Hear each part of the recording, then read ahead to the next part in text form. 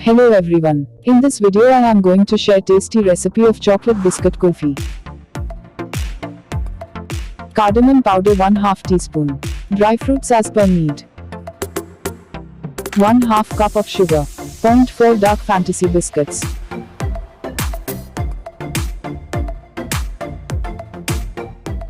(250 ml) milk.